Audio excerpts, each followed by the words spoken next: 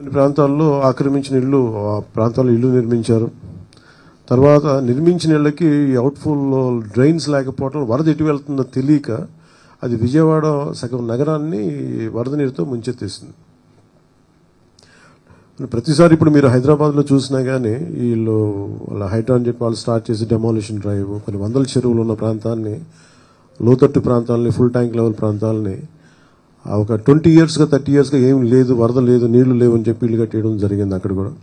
అలాగే ఏ మూల భారతదేశంలో ఏ రాష్ట్రంలో అయినా సరే, అలాగే ప్రత్యేక తెలంగాణ కావచ్చు, అలాగే మనకు సంబంధించి ఆంధ్రప్రదేశ్ కావచ్చు, ఇది ఈ నదీ పరివాహక ప్రాంతాలు ఇక్కడి నుంచి సహజ స్థితిలో అది ఆ వాగులు వంకల నుంచి వెళ్ళి సముద్రంకి వెళ్ళే దిశలో ఆ దారి మధ్యలో ఇల్లు కట్టేయడం, లేదంటే లేఅవుట్లు వేసేయడం, ఇవన్నీ వైలేషన్ ఒకళ్ళు చేయలేదు.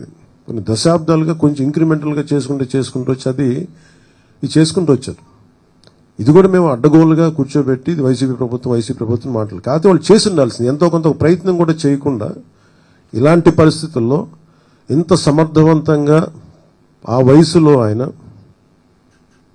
బుల్డోజర్లు ఎక్కి అసలు చేరలేని ప్రదేశాల్లో, వెళ్ళలేని ప్రదేశాల్లో కూడా ఆయన బుల్డోజర్ ఎక్కి, ఆయన పోక్లైనర్లు ఎక్కి, ట్రాక్టర్లు ఎక్కి గౌరవ ముఖ్యమంత్రి గారు అది అప్రిషియేట్ చేయాల్సిందిపై ఆయన విమర్శించడం ఇది సరైన పద్ధతి కాదు, మార్చుకోవాలి వైసీపీ నాయకులు. అలాగే వైసీపీ నాయకులకు కూడా నా విన్నపం, నా విజ్ఞాపన, మీరు విమర్శించడానికంటే కూడా ఇది మనందరి ఉమ్మడి సమస్య, ఇది మన రాష్ట్ర సమస్య ఇది.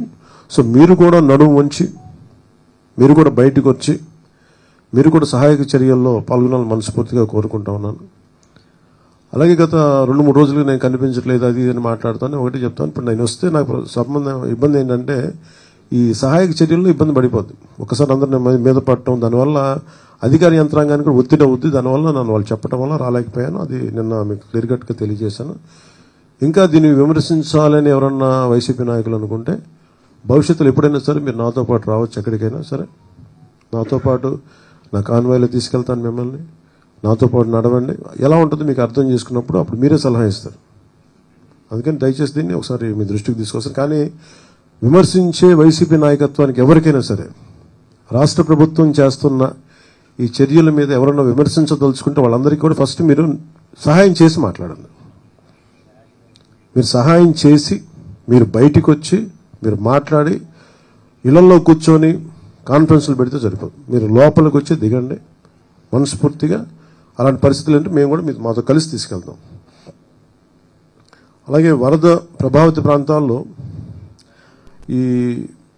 నేను ఇందాక మన కాన్ఫరెన్స్ కాల్లో కూడా మాట్లాడితే ఒకటైతే చెప్పిన, ఒకటి ఇమీడియట్ మెషర్స్ ఏంటి, ఈ వరద నీరు వచ్చేసిన ఇమీడియట్ మెషర్స్ ఏంటి, అలాగే భవిష్యత్తులో దీనికి ఇమీడియట్ రిపేర్, సపోజ్ రోడ్లు తెగిపోయినాయి, గట్లు తెగిపోయినాయి, అలాగే రోడ్లు పాడైపోయినాయి. సో వీటికి ఇమీడియట్గా అసలు జనాలకి రాకపోకలకు ఇబ్బంది కలుగుతూ ఉంటే ముందు వాటికి ఇమీడియట్ రిపేర్ చేయించడం ఒకటి. అలాగే రెండవది పర్మనెంట్ రిపేర్స్ ఏం చేయాలి. దీనికి దాదాపు ఒక 200 కోట్లు ఓన్లీ పంచాయతీల వరకు తీసుకుంటే దాదాపు ఒక 96 కోట్లు బడ్జెట్ ఒకటి ప్రతిపాదించారు. దాన్ని ముందుకు తీసుకెళ్తా ఉన్నాం. దాంతోపాటు మేము అడిగింది ఏంటంటే, ఒక మన ప్రిన్సిపల్ సెక్రటరీ గారు శశిభూషణ్ గారి దృష్టికి తీసుకెళ్ళింది ఏంటంటే, అసలు భవిష్యత్తులో ఇప్పుడు ఉదాహరణకి మీరు ఫారెస్ట్ డిపార్ట్మెంట్ మీరు చూస్తే, నేషనల్ మీరు government of India environment forest department వాళ్ళ ఎలా ఉంటుందంటే, ఇప్పుడు ఎక్కడైనా సరే భారతదేశంలో ఉన్న ఏ ఇంచి అడవిలో అయినా సరే ఇంచి కూడా it's completely remote sensing agency ద్వారా it's completely monitored and photographed. అంటే గత వారం ఎట్లా ఉంది, పోయిన వారం ఎలా ఉంది, రెగ్యులర్ మానిటరింగ్ ఉంటుంది. అంటే మీరు ఒక ఫారెస్ట్ డిపార్ట్మెంట్, మీరు ఫారెస్ట్ ల్యాండ్లో మీరు చిన్నపాటి ఒక పాక వేసినా కానీ it can be sense, it will take a photograph. చాలా క్లియర్ కట్గా డిమార్కేషన్ చేస్తుంటాయి, ఇది ఫారెస్ట్ ల్యాండ్, ఇక్కడ వైలేషన్ జరిగింది. అదే తరహాలో భవిష్యత్తులో ఇప్పుడు మన ఒక డ్యామేజ్ జరుగుతుంది, దీన్ని అడ్రస్ చేస్తాం, దీన్ని బయటకు వస్తాం. భవిష్యత్తులో ఇప్పుడు మనం ఏమనుకున్నాం, ఇప్పుడు కూర్చోబెట్టి వైసీపీ వల్లే జరిగిందని నేను మాట్లాడలా. ఓకే, ఖచ్చితంగా వాళ్ళు గత ప్రభుత్వం వాళ్ళు ఉన్నప్పుడు 5 సంవత్సరాలు వాళ్ళు ఉన్నప్పుడు వాళ్ళు నిజంగా కొంత మనకి ముఖ్యంగా వాటర్ ఇరిగేషన్ ప్రాజెక్ట్స్ సంబంధించి కానీ ఏదైనా సరే వాళ్ళ నిర్వహణ లోపం చాలా, వాళ్ళు సరిగ్గా డబ్బులు కూడా ఇవ్వలేదు. దానికి వాళ్ళకి అవగాహన ఉందో లేదో తెలియదు కానీ డబ్బులు సరిగ్గా ఇవ్వాలా, లాకులు రిపేర్లు చేయాలా, కనీసం వాళ్ళు కూర్చోబెట్టి చిన్న మెయింటెనెన్స్ ఆయిల్ కూడా ఇవ్వలేదు వాళ్ళు. ఇలాంటి పరిస్థితులు చేశారు.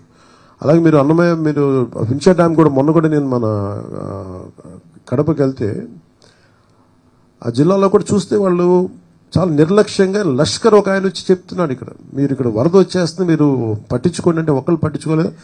ఆయన ఇండివిజువల్గా ప్రభుత్వం చేయకపోయినా, అప్పుడున్న ముఖ్యమంత్రి గారు చేయకపోయినా, అప్పుడున్న సంబంధిత మంత్రులు చేయకపోయినా ఒక లష్కర్ వచ్చి రామయ్య గారు వచ్చి ఆయన బయటకు వచ్చి ఆయన అందరినీ అప్రమత్తం చేసి చాలా ప్రాణాలు గట్టెక్కినాయి ఇప్పుడు విపరీత నష్టంతో.